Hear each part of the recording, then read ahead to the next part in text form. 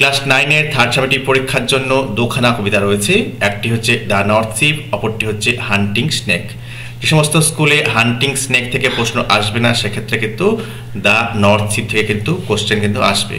আর যে সমস্ত স্কুলে দ্য নর্থ শিপ দেবে না সেক্ষেত্রে কিন্তু হান্টিং স্নেক থেকে কিন্তু প্রশ্ন আসবে।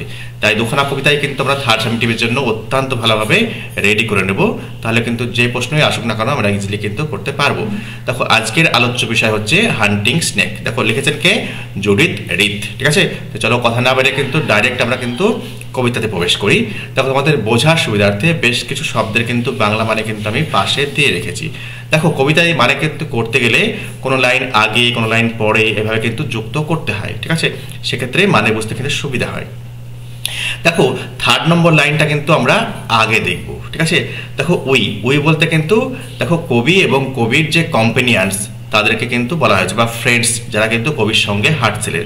দেখো উই বলতে এখানে কবি জুডিথ রিথ এবং তার কম্পেনিয়ান্সদের কথা কিন্তু এখানে বোঝানো হয়েছে। দেখো we walked and froze half through a পেশ। দেখো পেশ বলতে হাঁটার দূরত্ব বা পায়ে হাঁটা পথকে বলা হয়। দেখো আমরা হাঁটছিলাম এবং অর্ধেক দূরত্ব অতিক্রম করেই কিন্তু আমরা থেমে গেলাম। দেখো ফ্রোজ হাফ, দেখো কি বলা হচ্ছে অর্ধেক দূরত্ব অতিক্রম করার পরেই কিন্তু আমরা থেমে গেলাম। দেখো ফ্রিজ থেকে ফ্রিজ মানে কি জমে যাওয়া, এখানে কিন্তু স্টফড অর্থাৎ থেমে যাওয়া। দেখো তারা কবি এবং কবির যে ফ্রেন্ডস তারা কিন্তু অর্ধেক দূরত্ব হেঁটে তারা কিন্তু কি করলো না, তো থেমে গেল। কোথায় থামলো?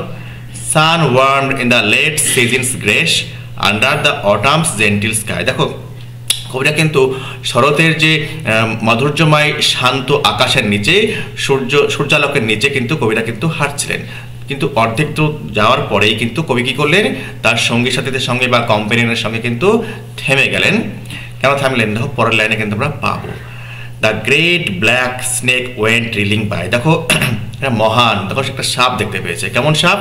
কালো কালারের সাপ। দেখো কালারটা ভালো করে বুঝে নেবে, কালারটা কেমন? সাপের কালারটা কালো। ঠিক আছে, দেখো বলা হয়েছে কি ব্ল্যাক স্নেক, কালো সাপ। দেখো ওয়েন্ট যেটা চলে গেল, গো এই ভার্বের পাস্ট ফর্ম ওয়েন্ট ইউজ করা হয়েছে, চলে গেল।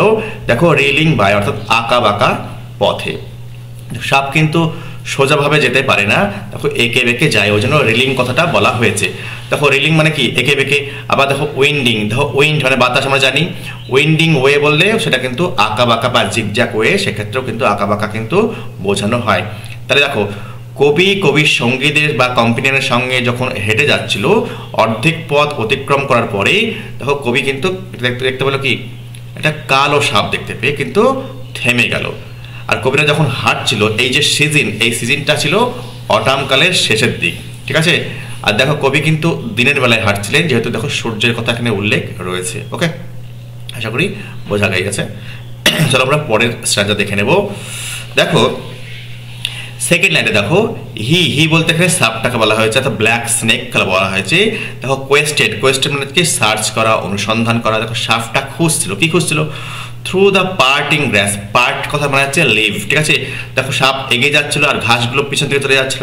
যেমনটা আমরা বাসে ট্রেনে গেলে কি হয় যেন মনে হয় যে স্থলভাগটা পিছন দিকে চলে যাচ্ছে, ছুটে চলে যাচ্ছে, তাই না? সাপ এগিয়ে যাচ্ছে এক্ষেত্রে। দেখো হি কোয়েস্টেড অর্থাৎ সাপ অনুসন্ধান করছিল, খুঁজছিল থ্রু দ্য পার্টিং গ্রাস অর্থাৎ যে সমস্ত ঘাস অতিক্রম করে যাচ্ছিল সেই ঘাসের মধ্যে দিয়ে। এবং ঘাসে কি খুঁজছিল? তো হেড ডাউন মাথা নিচু করে, টাং ফ্লিকারিং জিভ কিন্তু লক করতে করতে, অন কি বলছে দ্য ট্রেল অর্থাৎ দেখো সাপ যখন সামনের দিকে এগিয়ে যাচ্ছিল তার মাথাটা নিচু করে জিভ লক করে তার পথে। ঠিক আছে, দেখো কি বলা হচ্ছে শান গ্লেজড। দেখো এই লাস্ট লাইনটাকে দেখো, and we lost breath to see him pass. দেখো আমরা কিন্তু আমাদের যে শ্বাস সেই শ্বাসটাকে কিন্তু হারিয়ে ফেললাম, অর্থাৎ শ্বাসটা বন্ধ হয়ে গেছে, রুদ্ধশ্বাস হয়ে গিয়েছে। ঠিক আছে, টু সি হিম পাস। দেখো কোনো সাপকে হঠাৎ যদি দেখা হয় অ্যাক্সিডেন্টালি তাহলে কি হবে? আমাদের প্রত্যেকেরই এরকম কিন্তু অভিজ্ঞতা হয়েই থাকবে, তাই না? কি বলা হয়েছে? কি বলা হয়েছে? শান গ্লেজড হিজ কার্ভস আর ডায়মন্ড স্কেল। দেখো আমরা কিন্তু তাকে দেখে কিন্তু রুদ্ধশ্বাসে দাঁড়িয়ে গেলাম, ঠিক আছে। আর যেন সূর্য কিন্তু তার যে দেখো কার্ভ বলতে বাঁকা বলা হয়েছে, ঠিক আছে। দেখো হাফ সার্কেলকে বলা হয় দেখো কার্ভস অফ ডায়মন্ড স্কেল। দেখো সাপের গায়ে কি থাকে? আঁশ থাকে, তাই তো। ঠিক মাছের গায়ে যেমন আঁশ থাকে, সাপের গোটা গায়েও কিন্তু আঁশ থাকে। সেই গায়ের যে আঁশ, সেই আঁশটা কিন্তু ডায়মন্ডের মতো, ঠিক আছে। ডায়মন্ড মতো কি করছে না, তো ঝকঝক করছে। দেখো গ্লেজড বলা হয়েছে, ঝকঝক করা বা চকচক করা, ঠিক আছে। তাহলে বোঝা গেল। দেখো তাহলে সাপ যখন ঘাসের মধ্যে দিয়ে চলে যাচ্ছিল মাথা নিচু করে, তার জিভ লক লক করতে করতে তার পথ দিয়ে, ঠিক আছে। এখানে কি খুঁজছিল বলতে এখানে কিন্তু তার শিকার, অর্থাৎ এখানে খাবারকে বলা হয়েছে বা ফুডকে কিন্তু বলা হয়েছে। তা কবি এবং কবির যে সহসঙ্গীরা ছিল তারা কিন্তু তাকে অতিক্রম করতে দেখে তারা কিন্তু রুদ্ধশ্বাসে দাঁড়িয়ে গিয়েছিল। আর সাপের যে শরীরের যে আঁশ সেটা কিন্তু হীরকের মতো কিন্তু ঝকঝক বা চকচক করছিল। এই সেন্টেন্স মানে আশা করি বোঝা গিয়েছে। পরের সেন্টেন্স আমরা দেখে নেব। দেখো ভালো লাইনটা বোঝো। দেখো এই থার্ড লাইনটা আগে বোঝো। দেখো উই স্কেয়ারসলি থট, অর্থাৎ উই ডিড নট থট। দেখো স্কেয়ারসলি কথা মানে হচ্ছে মনে NOT নট কথাটা বসিয়ে নেবে, আর এখানে থট রয়েছে, এখানে চিন্তা রয়েছে। তাহলে উই ডিড নট থিঙ্ক বলো, ঠিক আছে।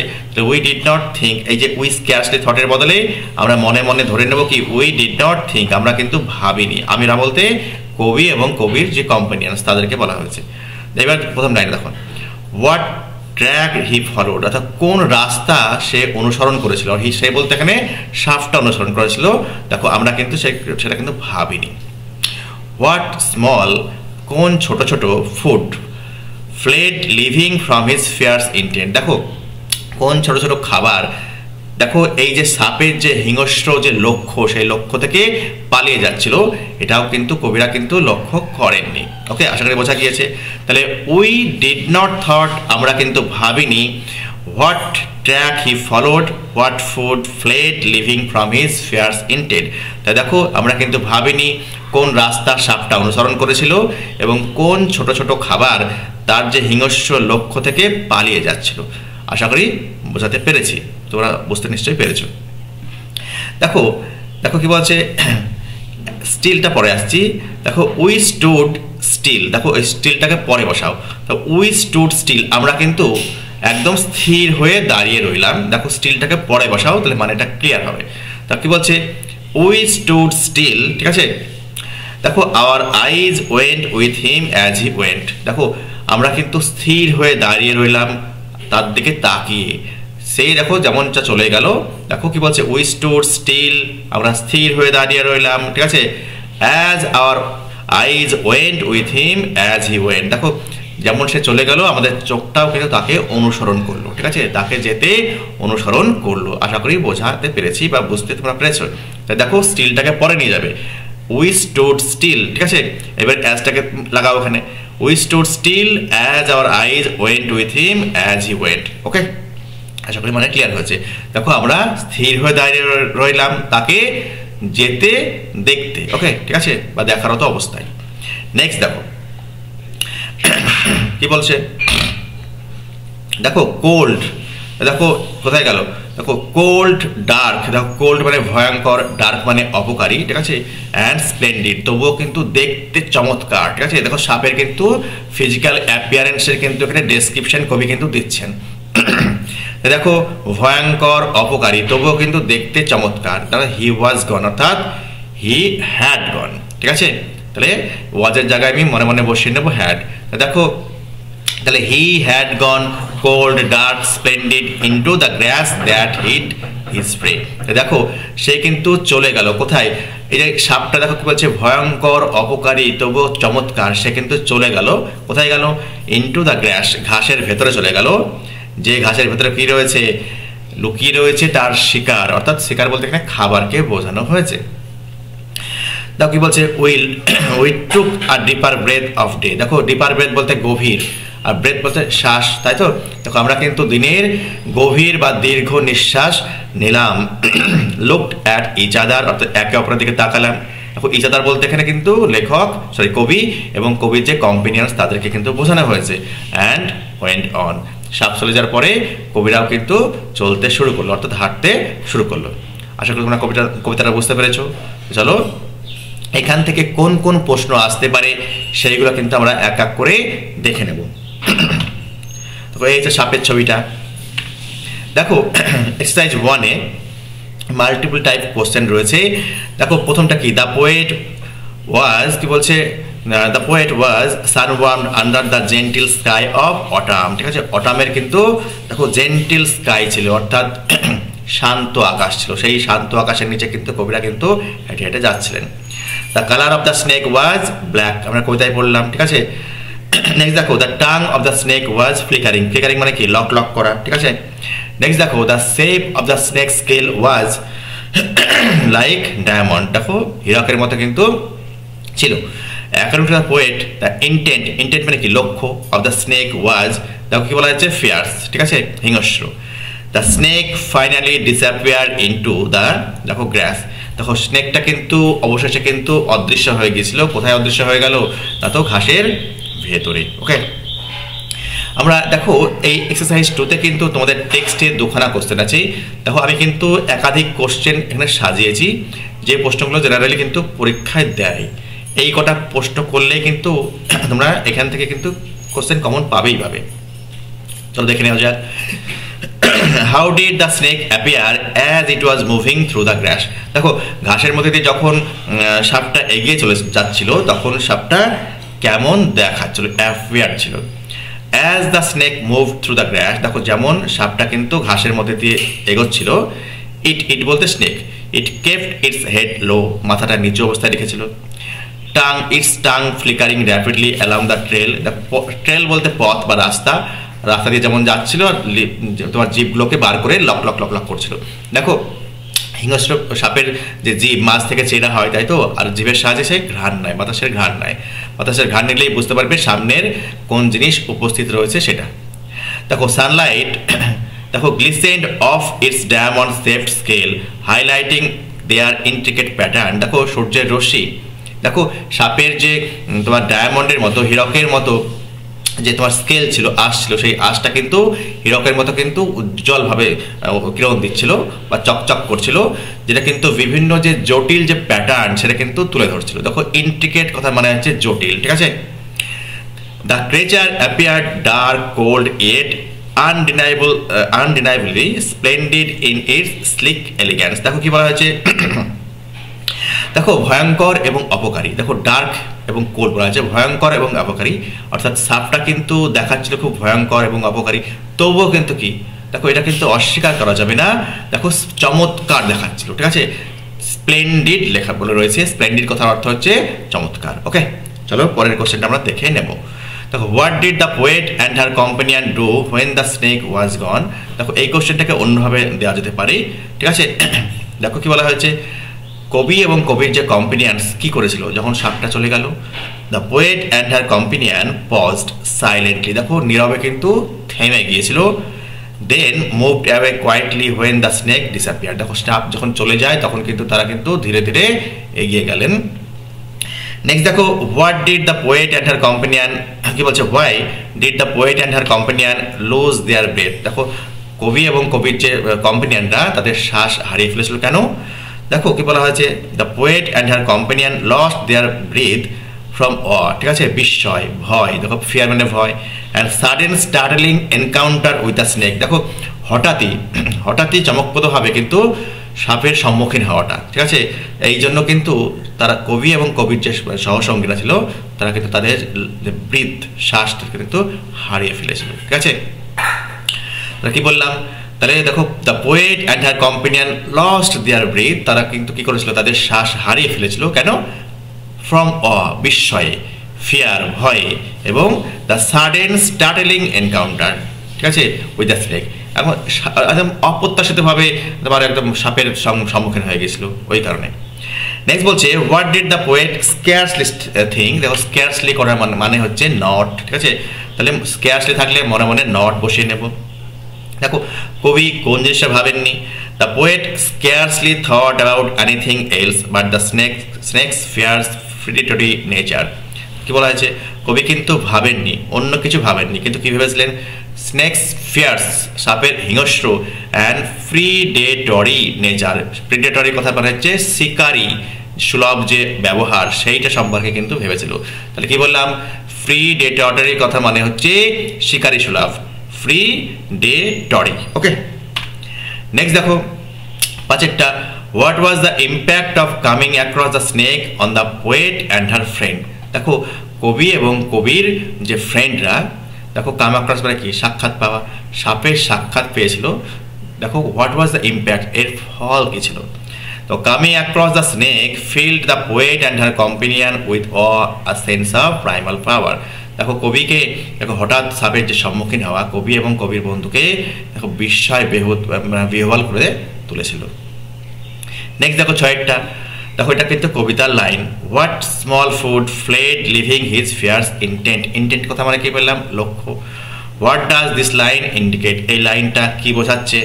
দেখো the line shows small prey মানে শিকার, fleeing in fear from the snake's fierce hunting intake. দেখো এই যে লাইনটা, এই লাইনটা বোঝাচ্ছে কি না, তো যে সাপের যে শিকার সেই ফুড তারা কিন্তু ভয়ে পালিয়ে যাচ্ছে। দেখো সাপের যে হিংস্র তোমার শিকারী সুলভ যে লক্ষ্য, এই লক্ষ্য থেকে। নেক্সট বলা আছে name the poet and the poem. দেখো কবি এবং কবিতার নাম কিন্তু জিজ্ঞেস করা হয়েছে। The name of the poet is Judith Wright and the name of the poem is hunting snake. Okay, দেখো কবিতার নাম কি, হান্টিং স্নেক, কবির নাম হচ্ছে Judith Wright. How was the snake searching through the grass. দেখো ঘাসের মধ্যে দিয়ে কবি কেমন করে সার্চ করছিল। The snake search through the glass with quick. দেখো ঘাসের মধ্যে তাড়াতাড়ি সার্চ করছিল। ফ্লিকারিং মুভমেন্টস, দেখো তাড়াতাড়ি মুভমেন্ট করছিল। সিকিং ইটস প্রে সাইলেন্টলি, তাদের সাপটার শিকারকে কিন্তু নীরবে কিন্তু খুঁজছিল। নেক্সট দেখো এক্সারসাইজ 3, এটা কিন্তু তোমাদের টেক্সট বই রয়েছে।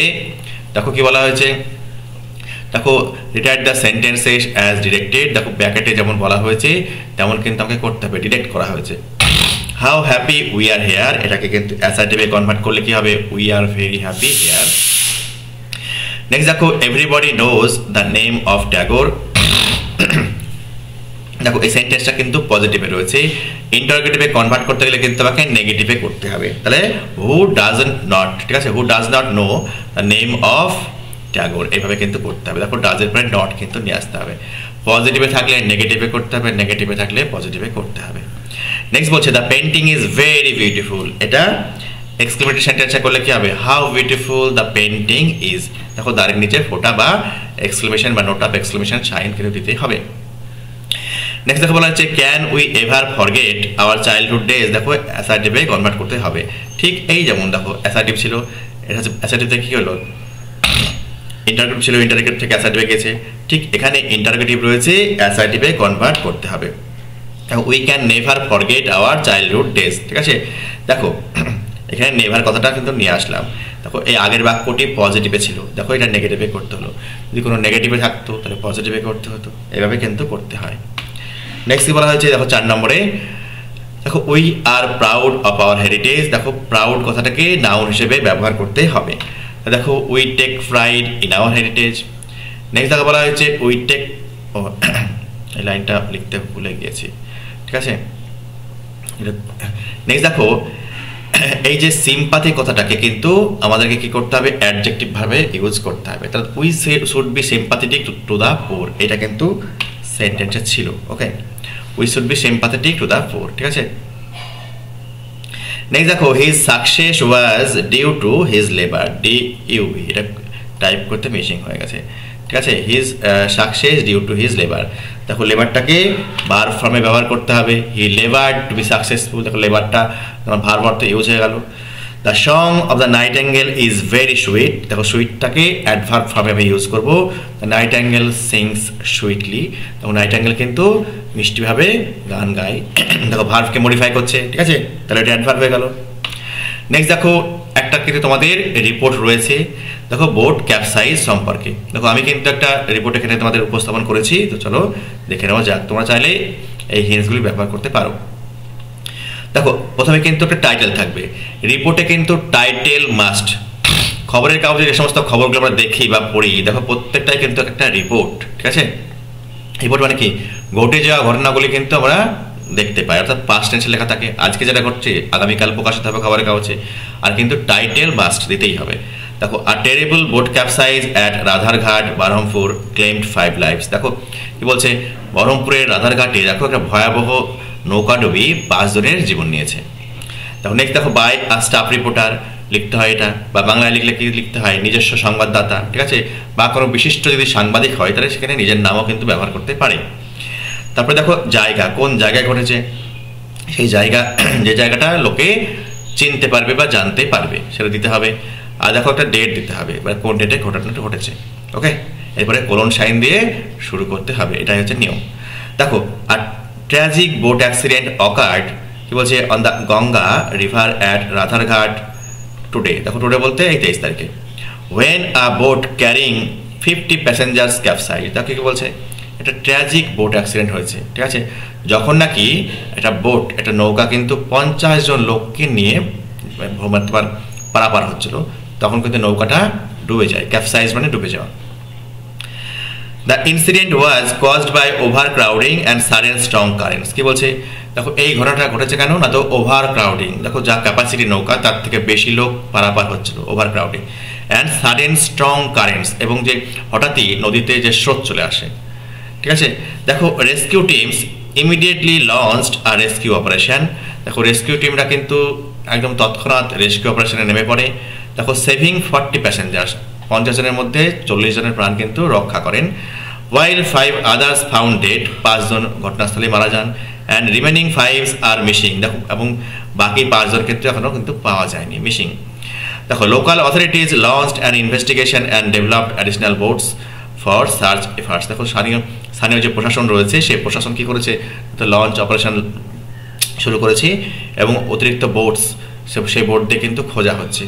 The government has announced compensation for the families of the victims and assured stricter safety measures on river transport. দেখো গভর্নমেন্ট কিন্তু ঘোষণা করেছে, কি ক্ষতিপূরণ ঘোষণা করেছে যে সমস্ত মানুষজন এখানে শিকার হয়েছে, এই যে মারা গিয়েছেন তাদের জন্য। এবং দেখো স্ট্রিক্টার সেফটি মেজার্স, দেখো আরও কঠোরতম যে তোমার নিয়ম সেটা এই যে রিভার ট্রান্সপোর্টের ক্ষেত্রে কিন্তু লাগু করবেন, ঘোষণা করেছেন। দেখো residents expressed shock over the tragedy. দেখো বাসিন্দারা কিন্তু এইটার জন্য কিন্তু তাদের যে শক ব্যক্ত করেছেন। Calling for enhance safety protocol. দেখো তারা কিন্তু দাবি করছে কি, তো নিরাপদ সুলভ যে প্রোটোকল সেটা কিন্তু তারা দাবি করছেন। এই হচ্ছে বোট ক্যাপসাইজ সম্পর্কে একটা রিপোর্ট। আশা করি তোমাদের ভিডিওটা ভালো লেগেছে। যদি ভিডিওটা ভালো লেগে থাকে লাইক দিয়ে এবং সাবস্ক্রাইব করে অবশ্যই আমার পাশে থেকো। আর হ্যাঁ, আমার চ্যানেলে কিন্তু তোমাদের প্রত্যেকটা ক্লাস ওয়াইজ কিন্তু প্লেলিস্ট দেওয়া রয়েছে, তোমরা চাইলে সেখান থেকে কিন্তু প্রিভিয়াস যে লেসনগুলি সেগুলো কিন্তু দেখে নিতে পারো। দেখো নেক্সট কিন্তু তোমাদের জন্য কিন্তু দ্য নর্থ শিপ কিন্তু নিয়ে হাজির হব। Till then, good bye.